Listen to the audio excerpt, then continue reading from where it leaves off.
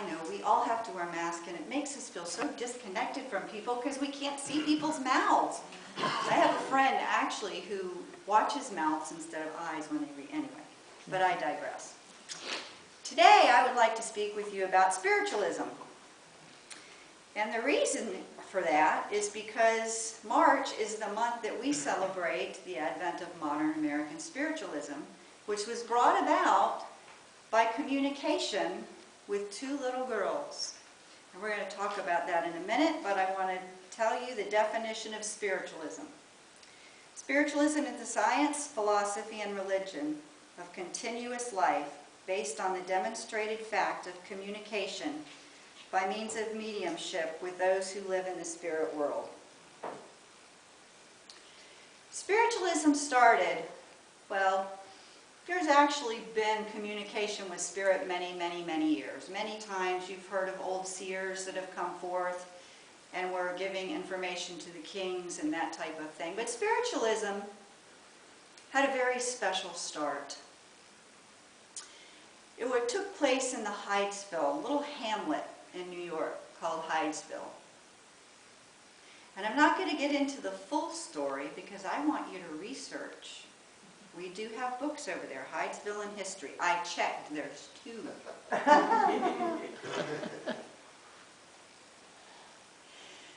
But these 2 little girls, Maggie and Kate, depending upon which book you read, they were either 7 and 9 or 9 and 11. And they were going to sleep one day, and they started hearing things in their house. And they were questioning, like, what is that? What is that? One of them felt the bed move. One of them felt the covers being moved over them. And then they decided, well, let's talk with this entity. And so they said to him, Mr. Splitfoot, do as I do. And they clapped their hands 3 times.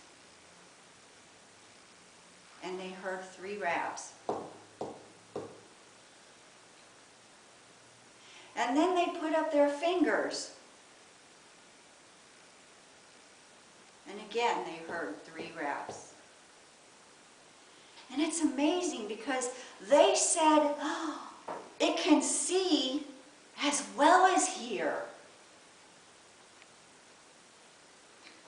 And these little girls went on to prove this communication throughout their lives. Remember, little girls, not grown adults. Why did Spirit choose to show themselves and to start communication with 2 little girls? Because children are pure. They don't have all the garbage that we have. It's expected for children to have imaginary friends. So they were able to communicate with this deceased peddler, Charles B. Rosna. And their mother began to establish a system of communication with raps. 1 for yes and 2 for no. And eventually they went through the alphabet and they discovered that this peddler was murdered in that house for the sum of $500. He was a father of 5, and he went house to house selling his wares. See, now you have to go back and read and figure out the people who were in the house before and what actually happened and how he was murdered. Hydesville for history. These 2 little girls took forth this information that was given to them by Spirit. They had many public demonstrations. The first one was in Corinthian Hall. People thought they were frauds.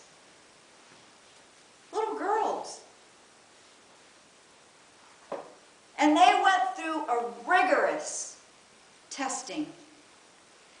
They stripped these girls naked. They bound them to the chairs. They tied their hands. Because they thought, well, they're making these sounds by cracking their knuckles or moving their joints. Now, older people maybe, because our joints do tend to crack a little. But children? And Spirit said to them, it is time to proclaim these truths to the world. And they did so. And thank God they did, because we have the ability now to worship as spiritualists.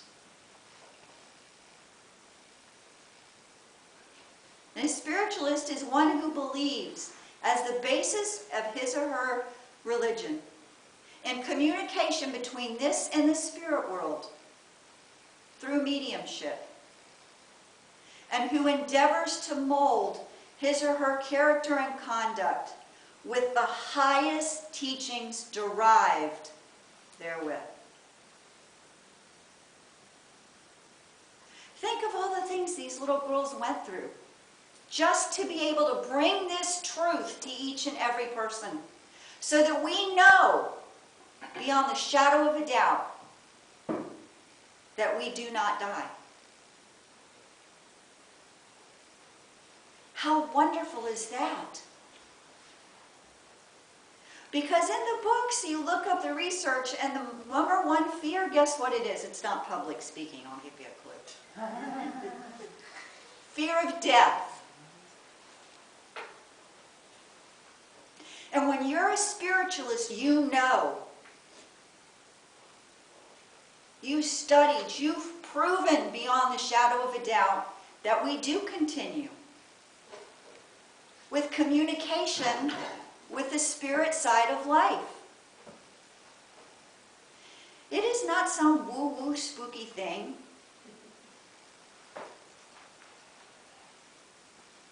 It is a religion. A religion. It is also a science, because why? It investigates, classifies, and analyzes information that we have received. It is a science. It is proven. It's not taken on faith and, well, you just have to believe. Or it's because we told you so. It is a fact. Now, being a nurse, as you heard, for 30 years, I know I don't look that old, right? Thank you, I'll pay you later. But all of medicine and all of health is based on science. And you know that because if any of you have been watching TV and watching the coronavirus and the vaccines that are out and the many different kinds and how long it took them to be able to prepare those so that they would work against this virus, that's all science. Thank God, right? When it comes to your health, don't you want science? The doctor doesn't just say to you, oh, well, believe, you'll be fine. Science. That is the foundation. There have been many test mediums who have undergone multiple testing. You know, and the thing is, mediums connect with the spirit world to bring you information from your loved ones. And especially if you go to somebody or you're in the presence of a medium who doesn't know who you are, how do they know those things? They obviously didn't Google your name before they got here because they didn't know. They didn't know who's going to be here. But there were people performing fraud back then. It's sad. But there were. But in order for there to be fraud, there has to be a truth, right? There has to be something factual for you to be able to try to duplicate for fraud. Makes you think for a little bit, doesn't it? It's a philosophy.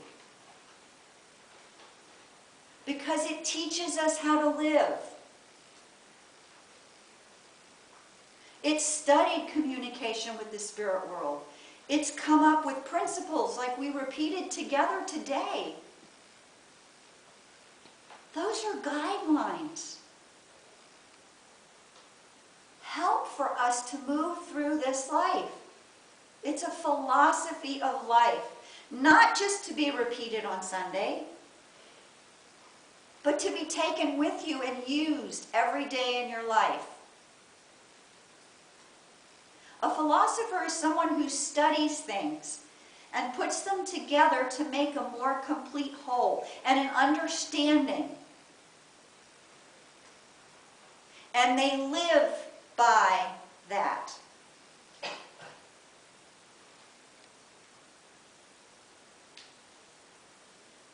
It is interesting to note that, there are many different religions and everybody's in a different place. I'm not judging any other religion because before I was a spiritualist, I actually went to a Christian school, so I was Baptist. And things just didn't hit for me. There was just some things that I couldn't quite grasp. And I started questioning, well, if we're a baby, how can we be born a sinner? And I started going through all of these things in my head. Now, mind you, I went through private school, so I went kindergarten through 12th grade of that. But when I got out, I started to research and I thought, I need to find something that fits more for me.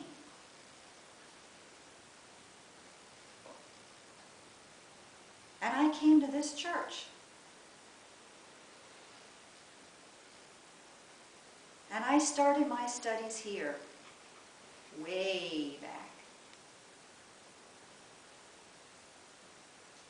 And when I came in this church, and when I listened to the sermon, and I greeted the people, I felt that love. And I thought, this is it. This makes more sense. So then, I thought, I'm going to study about this. Because, being a nurse, we study a lot, we read a lot, we try to understand things. So I took the Morris Pratt course. And when I was taking it, somebody said, oh, you're going to be a minister. I'm like, no, I'm not interested in that. I just want to learn about the religion. But the philosophy made so much sense to me. The declaration of principles, do unto others, which is basically in all religions.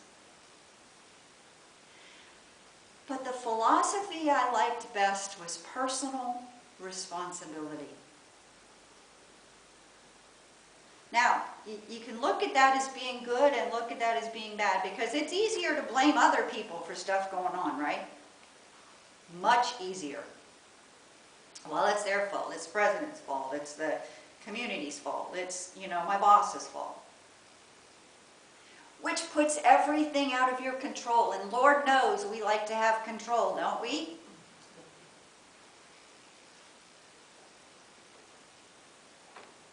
But when you think, I am personally responsible, you can't be personally responsible for things that go on around you. But what can you be responsible for? Your reaction to them. The communication that you do in your own head when those things are happening. Because you can talk yourself into or out of anything, right? How many times have you been sitting there going, oh, I've got to do the laundry. Oh. But you can talk yourself into it. Go, you know what? When I get the laundry done, I'm going to have a nice hot cup of tea. You see how your attitude changes? It's up to you. It is your responsibility. And I like that. Now, that sounds so easy, but it's not. You know, we so bad want control of everything and everyone around us. Even when we're driving in traffic. How many people have here had someone cut them off and cut in front of them? And what do? You idiot! What are you thinking? And then you can go down that, because thoughts are things. You can continue with that thought. And you can continue with all the emotions that builds up, right? Or you can turn that around and flip it. And you can say, man, he's in a hurry. I hope he gets to where he needs to go. Maybe he's going to the hospital. Maybe one of his loved ones is in the hospital and he's trying to get there. Maybe his child had an accident and he's trying to get there. See, you just don't know. Because we all have challenges through this life. When I first became a parent, I said, gosh, I wish kids came with an instruction booklet. How many of you remember Dr. Spock? Oh, okay, never mind, I'm dating myself. Forget that. It's still not. Ain't not yet. I'm telling you. But it does come with instructions. It does.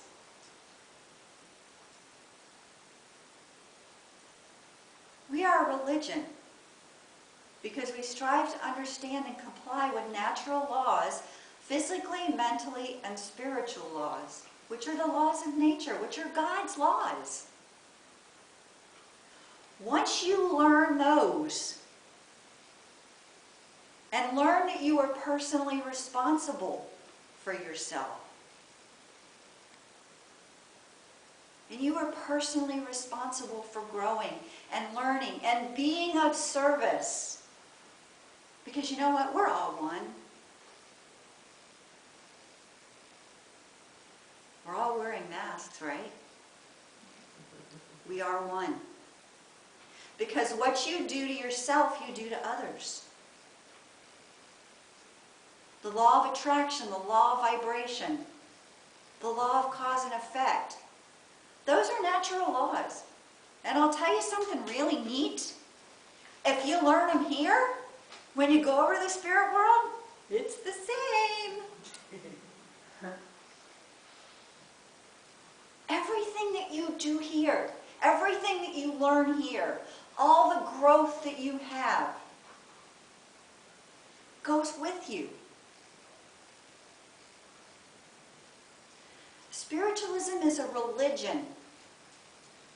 We don't mix metaphysical, and we don't mix Baptist and Catholic and Protestant. We don't mix that. Ours is a pure, true religion. 1,000 years, Washington, D.C. registered us as a religion. Now, I'm not saying you can't study other things. That's fine, whatever helps you grow and understand. But spiritualism is a religion. And your loved ones are always with you. It is the only religion that proves the continuity of life in a church service through mediumship. Because we know spiritualism is a science. It is a philosophy. It is a way of life. It is a religion. Not just here in church, but when you leave here. If you're going through something in your life, pray, meditate. Prayer is speaking to God. Meditation is listening. That's how we gain that information. That's how Spirit communicates with us.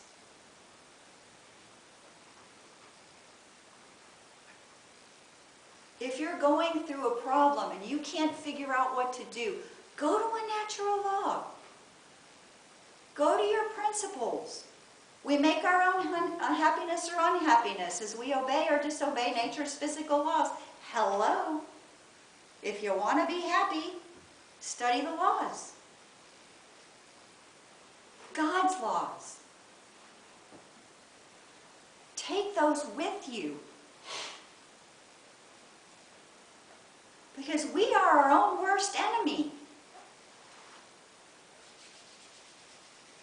We're the ones who talk to ourselves and say, oh, well, gee, I shouldn't have done that, or gosh, I don't like this, or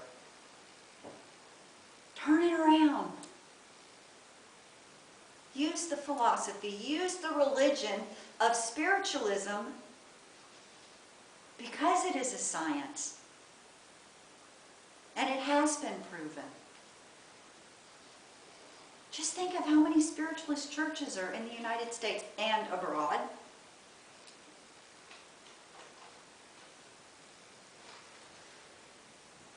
Each one of you can continue to further this religion by your beliefs, by staying strong with what you believe, by staying strong with what spiritualism teaches you.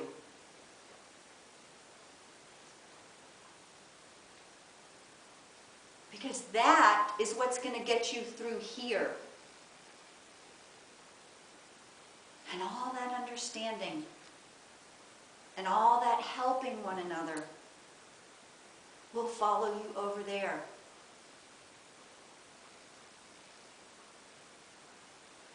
Spiritualism is not ego-driven. You know what ego stands for?